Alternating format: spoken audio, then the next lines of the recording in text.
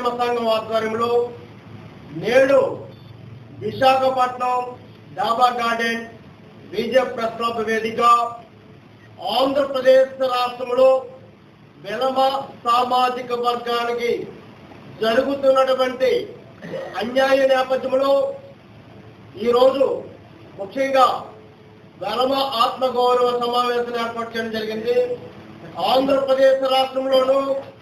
ఉత్తరాంధ్ర ప్రాంతంలోనూ అత్యధిక జనాభా కలిగినటువంటి వెలమ సామాజిక వర్గానికి ఆర్థిక సామాజిక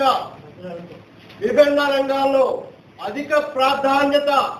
కల్పించాలని ఆంధ్రప్రదేశ్ రాష్ట్రంలో త్వరలో భర్తీ చేయబోయే నామినేటెడ్ పోస్టుల్లో కూడా వెలమ సామాజిక వర్గానికి తగిన ప్రాధాన్యత కూడా కల్పించాలని, అదేవిధంగా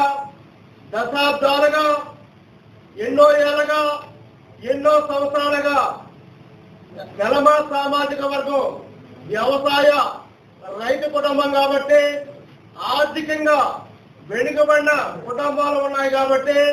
ఈ యొక్క వెలమ సామాజిక వర్గాన్ని బీసీ-డి జాబితాల నుంచి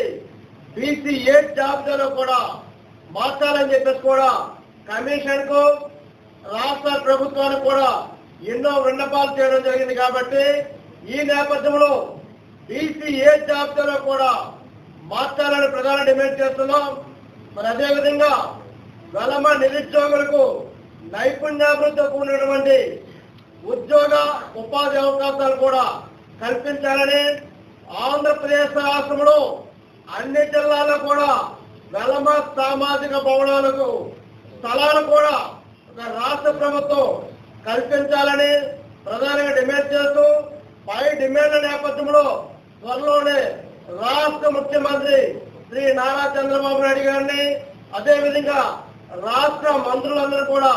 భేటీ అవుతామని ఇందు మూలంగా తెలియజేస్తున్నాం.